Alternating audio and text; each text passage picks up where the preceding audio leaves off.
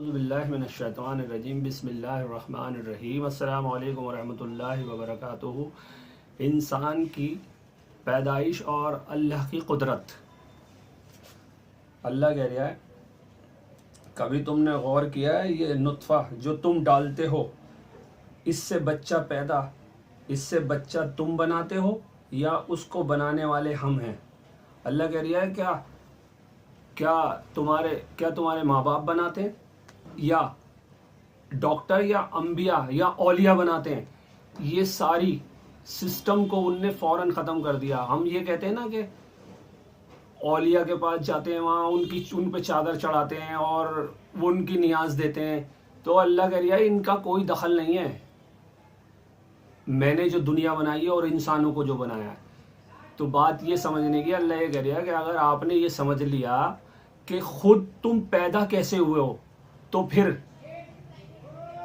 ये समझ में आ जाएगा मेरी किताब और मेरी तौहीद के बारे में। ना मानो चांद, सूरज, तारे, आसमान, कुछ भी ना मानो, बस ये समझ लो कि तुम खुद किस तरीके से वजूद में आए हो। अगर तुमने ये समझ लिया तो मेरी किताब और तौहीद को समझ लोगे, आखिरत को भी समझ लोगे, आप एक एक चीज़ को समझ लोगे इंशाअल्लाह। अगर आपने इस बारे में समझ लिया कि मेरी पैदाइश कैसी हुई है और किसी का दखल नहीं है। कोई भी लोग जो करते रहते हैं ना कि उन्होंने हमारा ये वाला काम कर दिया और उन्होंने पीर साहब ने ये काम कर दिया और उन्होंने ये करिश्मा कर दिया, किसी का करिश्मा नहीं है।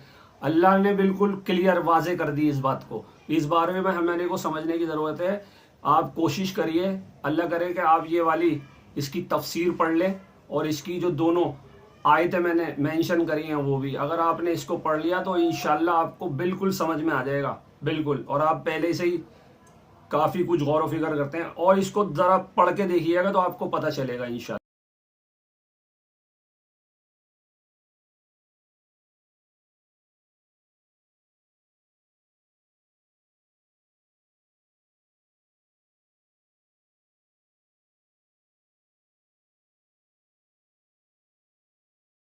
अस्सलामु अलैकुम वरहमतुल्लाहि वबरकातुहू।